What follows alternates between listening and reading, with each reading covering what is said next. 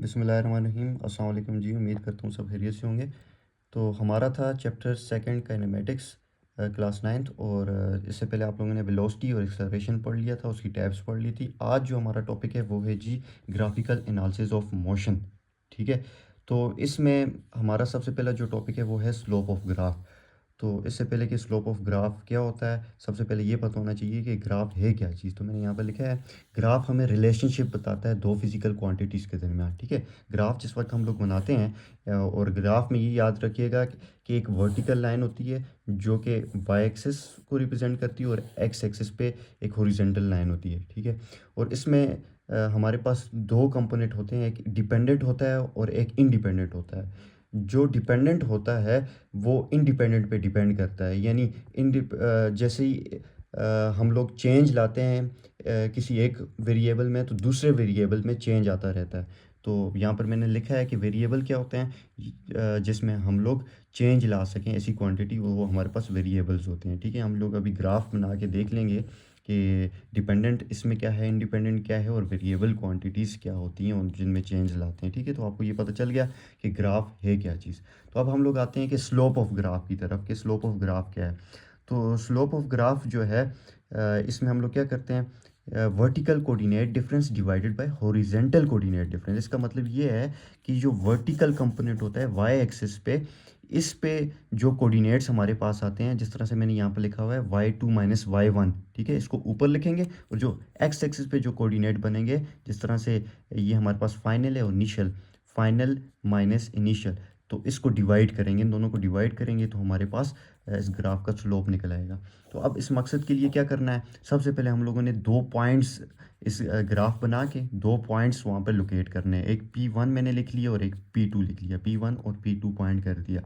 फिर दोनों एक्सेस पे कोऑर्डिनेट्स हम लोगों ने, दोनों पॉइंट्स पे कोऑर्डिनेट्स हम लोगों ने बताने हैं। ठीक है। तो यहाँ पर जो इसका कोऑर्डिनेट बन रहा है जी इस जगह पर, तो वो x1 और y1 बन रहा है। और इसी तरह से इधर x2 और y2 बन रहे हैं, दो कोऑर्डिनेट्स बन रहे हैं। तो फिर हम लोगों ने एक परपेंडिकुलर लाइन ड्रा कर देनी है, इस साइड से भी इस साइड से भी इसको परपेंडिकुलर लाइन ड्रा कर देनी है।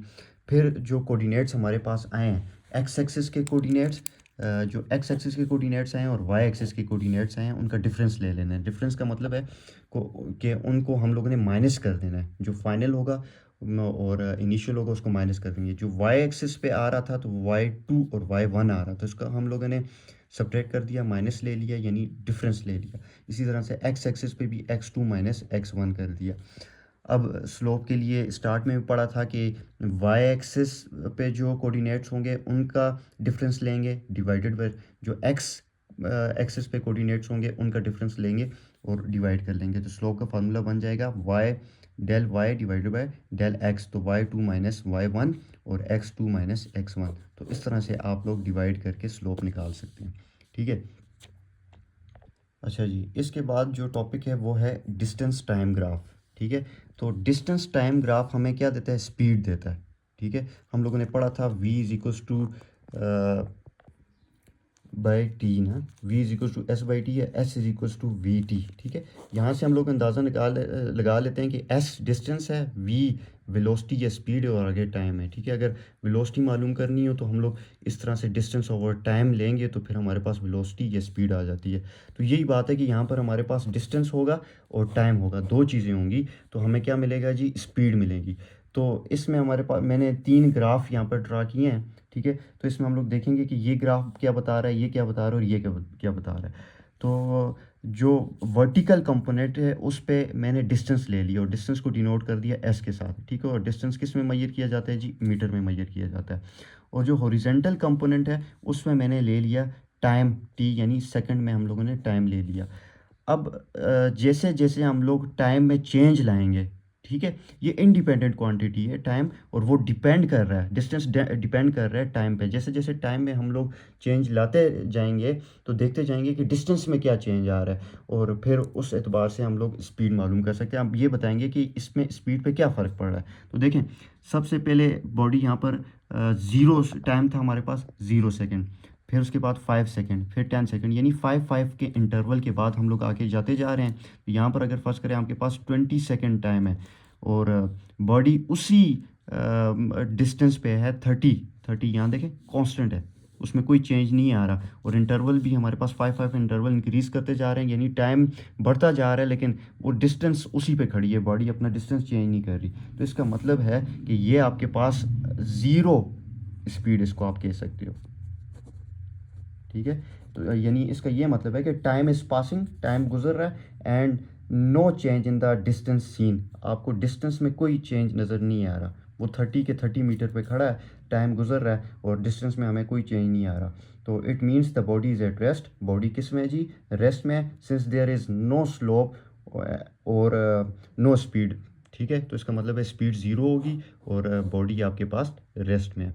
इसी तरह से नेक्स्ट आप ग्राफ देख लें, उसी तरह से मैंने टाइम इंटरवल बनाया है, 5 का इंटरवल लिया है और डिस्टेंस लिया है 10 मीटर का, फिर उसके बाद 10 मीटर का डिस्टेंस लिया है। तो अगर फर्स्ट करें, पहले स्टार्ट में बॉडी टाइम था 0 सेकेंड, फिर 5, 10, 15, 20, 5 का इंटरवल बढ़ता गया और 30 सेकेंड पर हम लोग पहुंच गए। तो 30 सेकेंड में हम लोगों ने देखा कि बॉडी जो है वो 20 मीटर डिस्टेंस उसने कवर कर दिया है। स्टार्ट में 0 मीटर था, करते करते फिर 5 हुआ, 10 हुआ, 15 हुआ और फिर 20 हो गया। तो इसका मतलब है कि एक ख़ास इंटरवल के बाद उसमें चेंज आ रहा है, ठीक है, डिस्टेंस में चेंज आ रहा है। तो डिस्टेंस इंक्रीज़ हो रहा है, क्या हो रहा है, डिस्टेंस हमारे पास इंक्रीज़ हो रहा है।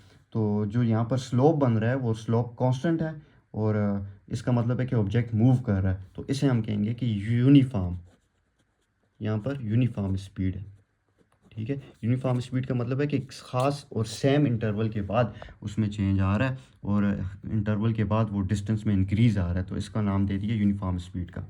अब इसी तरह से हमारे पास एक और ग्राफ है और इस ग्राफ में देख सकते हैं आपके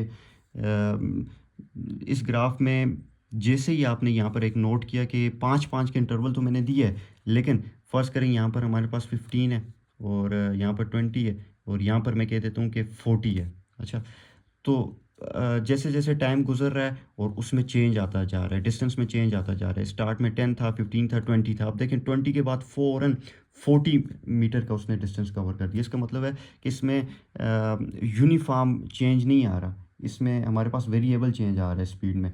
तो आप ये भी कह सकते हो कि the distance is changing non linearly with time और the slope is changing, therefore the object is moving with variable speed. तो यहाँ पर इसको हम लोग नाम देंगे वेरिएबल स्पीड का,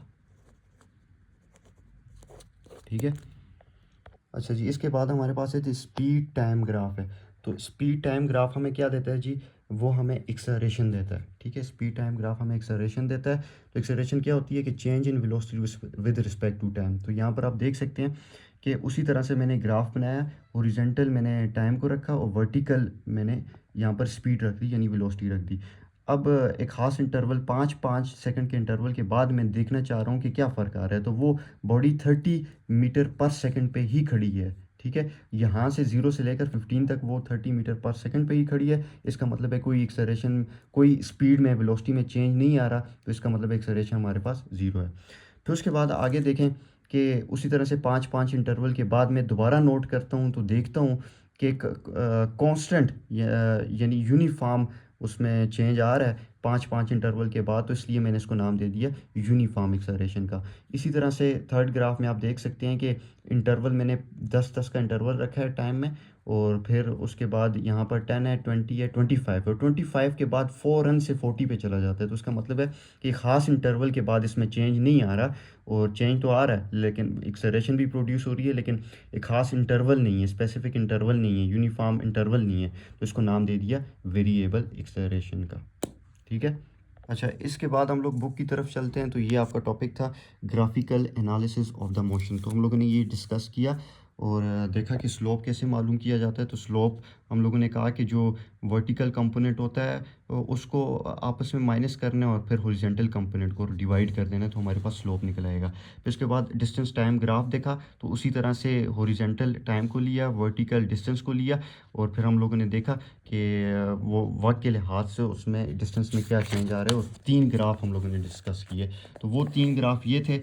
तो देखें यहाँ पर स्ट्रेट लाइन शो कर रहा है, तो इसका मतलब 0 स्पीड। यहाँ पर यूनिफॉर्म स्पीड है, एक ख़ास इंटरवल के बाद चेंज आ रहा है उसमें, और यहाँ पर पहले स्टार्ट में सीधा जाके और फिर एकदम से उसमें इंक्रीज़ और फिर डिक्रीज और कांस्टेंट जा रहा है, तो इसका मतलब है कि यहाँ पर वेरिएबल स्पीड हो रही है। फिर इसी तरह से एक हम लोगों ने देखा कि दूसरा ग्राफ था, स्पीड टाइम कर्व ग्राफ था, तो वो हमें क्या दे रहा था, तो वो एक्सेलरेशन दे रहा था। अब इससे हमें क्या चीज़ मिल सकती है, तो हमें एक्सेलरेशन मिल सकती है। तो यहाँ पर ये फार्मूला हम लोगों ने लिखा है कि फाइनल में से इनिशियल को माइनस किया यानी वेलोसिटी को, और फिर इसी तरह से टाइम को देखा, दोनों चीज़ें लिखी, तो हमें क्या मिला जी, एक्सेलरेशन मिला। ये एक एग्जांपल की गई है। फिर इसी तरह से जब हम लोग देखते हैं कि स्लोप स्पीड टाइम कर्व को हम लोग देखते हैं, तो और वो क्या हमें क्या चीज़, इसकी क्या एप्लीकेशन हमें क्या दे सकता है, तो हमें ये भी बता सकता है कि एरिया बता सकता है। क्या है जी, स्पीड टाइम ग्राफ हमें एरिया भी हम लोग मालूम कर सकते हैं। वो कैसे मालूम करते हैं, एक एग्जांपल दी गई है। इससे कहा है कि ये आपके पास एक एरिया है और रेक्टेंगुलर एरिया है, तो इस एरिया को आप लोगों ने मालूम करना है स्पीड टाइम ग्राफ में। तो इसके लिए हमें पता है कि एरिया का क्या फार्मूला होता है रेक्टेंगुलर का, वो लेंथ मल्टीप्लाई विड्थ होता है। तो हम लोगों ने लिख लिया जी लेंथ मल्टीप्लाई विड्थ, और चेंज लाना है, ज़ाहिर सी बात है। तो फिर और किस चीज़ में, ये देखें आपके पास जो वर्टिकल कंपोनेंट है वो आपके पास वेलोसिटी है, ठीक है, वर्टिकल कंपोनेंट वेलोसिटी है। तो वर्टिकल कंपोनेंट हम लोगों ने वेलोसिटी को लिख लिया विड्थ, ठीक है, और जो इसकी लेंथ आ रही है वो टाइम है, तो लेंथ की जगह टाइम लिख लिया, चेंज इन टाइम, ठीक है। तो चेंज इन टाइम का क्या मतलब है, final time minus initial time, और वेलोसिटी का क्या मतलब है, final velocity minus initial velocity, यानी स्टार्ट में क्या थी और फाइनल क्या थी, ये दोनों चीज़ें हम लोगों ने देखनी है। और टाइम स्टार्ट में 0 था और बाद में 4 सेकंड हो गया, और यहाँ पर देखें वो स्टार्ट में भी 8 मीटर पर सेकंड पे था और आखिर तक 8 मीटर पर सेकंड में, फाइनल भी उसका 8 मीटर पर सेकंड यहाँ पर शो हो रहा है, ठीक है। तो अब क्या फ़र्क आया उसकी एक्सेलरेशन में, तो एक्सेलरेशन मालूम करने के लिए हम लोग क्या करते हैं, बस फार्मूले में वैल्यूज़ डाली, और वैल्यूज़ डालने के बाद हम लोगों ने देखा कि उसमें, सॉरी एक्सेलरेशन में कह रहा हूँ कि एरिया हमारे पास क्या आएगा, तो एरिया हमारे पास 32 मीटर यहाँ पर आ जाएगा, ठीक है। तो इससे हमें ये पता चला कि हम लोगों ने स्लोप कैसे मालूम करना है। स्लोप के बाद डिस्टेंस टाइम ग्राफ को देखा, डिस्टेंस टाइम ग्राफ के बाद हम लोगों ने स्पीड टाइम ग्राफ को देखा, फिर उसके बाद हम लोगों ने देखा कि एरिया कैसे निकालते हैं। तो मैंने आपको बता दिया कि एरिया हम लोग इस तरीके से निकालते हैं, और ये एग्जांपल है कि रेक्टेंगुलर की, और रेक्टेंगल में हम उसका फार्मूला लिखा, और फिर देखा कि वर्टिकल कंपोनेंट क्या है, हॉरिजॉन्टल कंपोनेंट क्या है, दोनों की वैल्यूज़ डाली, उसके बाद हमारे पास एरिया निकल आया, ठीक है। उम्मीद करता हूँ आपको समझ आई होगी। इंशाल्लाह इसके बाद नेक्स्ट टॉपिक हम लोग करेंगे। शुक्रिया।